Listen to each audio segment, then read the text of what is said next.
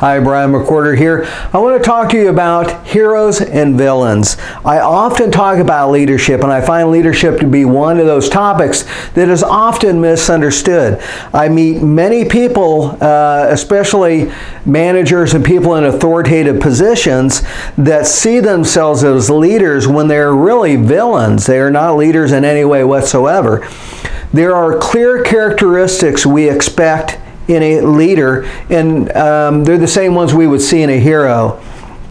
A leader has three main attributes that they will always possess, and they need to be a leader.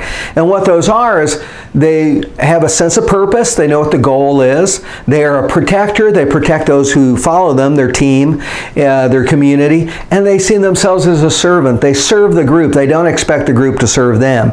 As I have mentioned before, we follow a leader not to empower the leader, but to empower ourselves.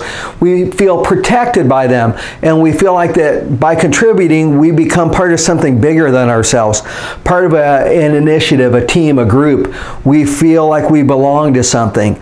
That is being part of organization with good leadership.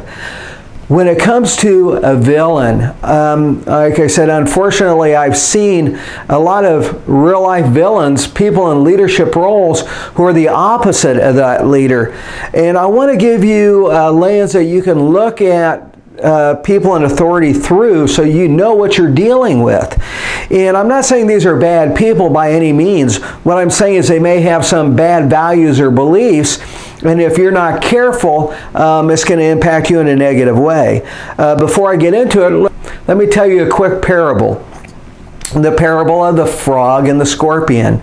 There's once a frog laying by a pond, and a scorpion comes up to him and says, "Hey, can I climb on your back and you swim me across the pond? I really need to get to the other side." And the frog looks at him and goes, "No, you're a scorpion. If I let you climb on my back, we'll get out into the water. You'll sting me, and then I'll die." And the scorpion goes, "Why would I do that? I need you to get across the pond. If I sting you in the water, you'll die, and then I'll drown and I'll die." And the frog thought about it and goes, "Well, that makes sense." So he lets the scorpion climb on his back, gets out about middle way through the pond, and the scorpion stings him. And the frog looks back there and goes, "Why did you do that? Now I'm going to die and you're going to die." And the scorpion goes, "Yeah, I know I shouldn't have done that, but I'm a scorpion. It's what we do." We need to have that same perspective with the people we're dealing with. If you have someone that shows bad values, a belief system that is different from one that is conducive to teams, the idea of a protector, then you know what? Don't be surprised when you get stung by them. Okay, so I have studied a lot about leadership, and I've mentioned that, again, a leader and a hero tend to follow the same archetype. And for books and movies, you have an archetype of a hero and you have the archetype of a villain. You need to know who you're dealing with.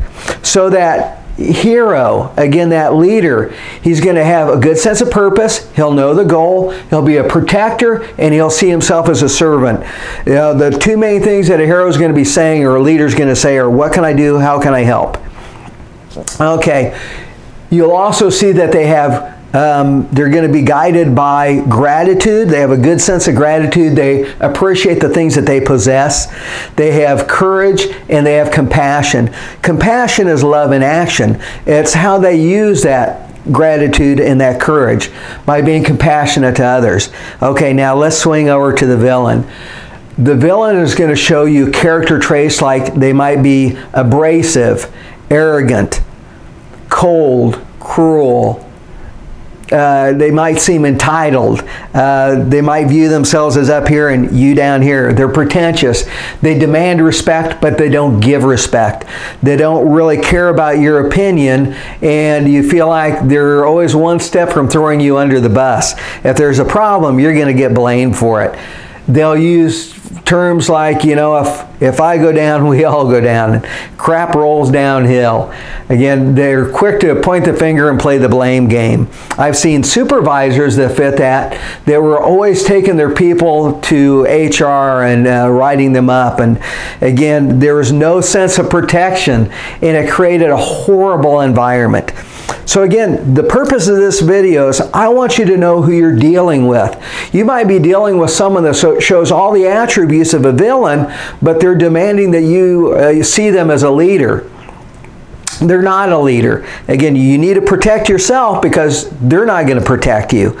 So again, I'm not saying they're a bad person, but see them for how they act and what they're going to do. So if they don't seem like a hero, if they're not being ruled by, again, gratitude, courage, compassion, if they don't show those leadership attributes of having that goal, that purpose, they're a protector and a servant, then you may be dealing with a villain, especially if they show those negative attributes I was talking about, where they're pretentious, abrasive, self-centered, demand respect but aren't willing to give respect, don't really care what you have to say, don't care about your opinion.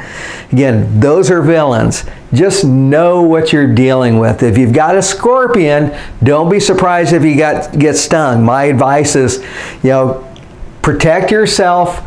Do what you need to do to keep your job, but you might be really padding that resume and looking to move on to somewhere else. But know the hero and know the villain. Until next time, Brian McWhorter, thank you.